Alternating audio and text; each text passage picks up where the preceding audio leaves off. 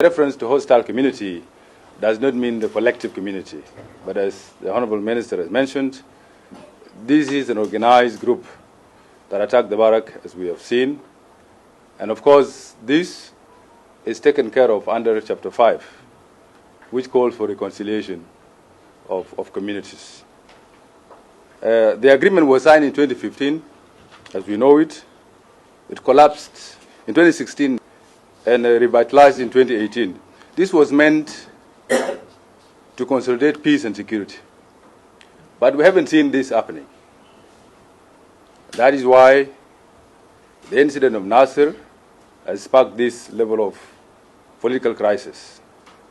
So what this document does, it calls for government to sit back, address this issue through a political process, which is why it calls for security to be strengthened. It calls for electoral mechanisms to be supported so that we can have elections by the end of transition period.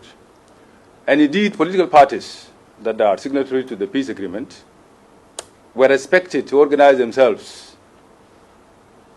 to participate in elections that were meant to have been held a year ago.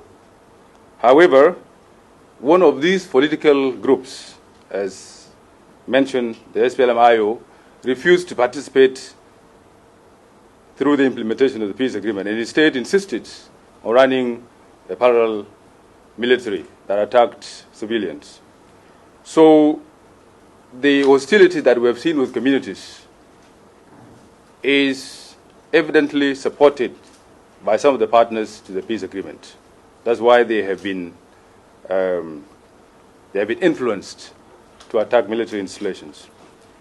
And the remedy to this, as the continuation of the peace agreement calls for, is to emphasize on reconciliation, which is a reconciliation of communities as articulated in Chapter 5. So I thought that needed to be emphasized, that we are not referring to the collective as a community, but that communities have been organized, supported by SPLM-IO to attack military installations.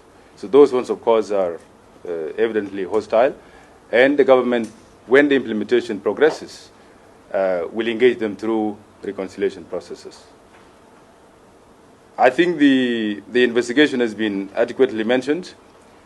And what we need to know as journalists is that there's a lot of information on media that you're already aware of, and I'm sure nobody has not heard that there is an investigation going on to those individuals that are in conflict with the law.